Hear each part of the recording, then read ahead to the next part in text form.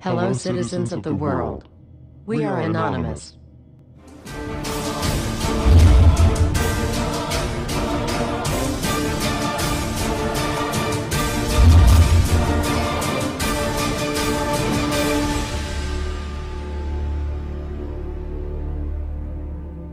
Dear brothers and sisters, now is the time to open your eyes. In a stunning move that has civil libertarians stuttering with disbelief, the U.S. Senate has just passed a bill that effectively ends the Bill of Rights in America. The National Defense Authorization Act is being called the most traitorous act ever witnessed in the Senate, and the language of the bill is cleverly designed to make you think it doesn't apply to Americans. But toward the end of the bill, it essentially says it can apply to Americans if we want it to. Bill summary and status. 112th Congress, 2011 to 2012, S. 1867. Latest title, National Defense Authorization Act 4. This bill, passed late last night in a 93-7 vote, declares the entire USA to be a battleground upon which U.S. military forces can operate with impunity, overriding posse comitatus and granting the military the unchecked power to arrest, detain, interrogate and even assassinate U.S. citizens with impunity. Even Wired magazine was outraged at this bill, reporting, "Senate wants the military to lock you up without trial." The detention mandate to use indefinite military detention in terrorism cases isn't limited to foreigners.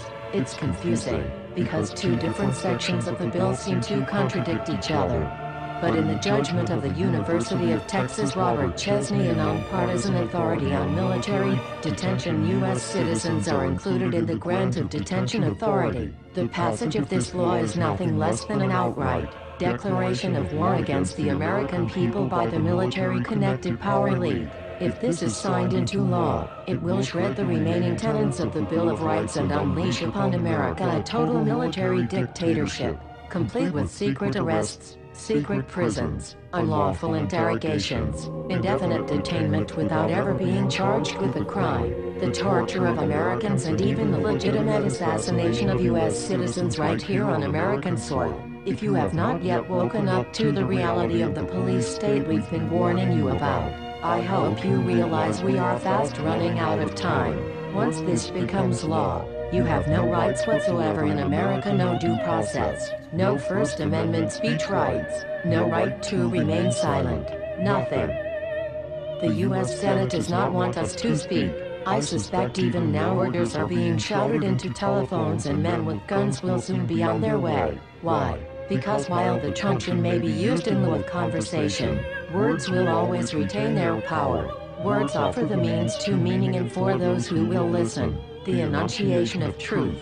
And the truth is, there is something terribly wrong with this country, isn't there? Cruelty and injustice, intolerance and oppression, and where once you had the freedom to object, to think and speak as you saw fit, you now have censors and systems of surveillance coercing your conformity and soliciting your submission. How did this happen? Who's to blame? Well, certainly there are those who are more responsible than others, and they will be held accountable. But again, truth be told, if you're looking for the guilty, you need only look into a mirror.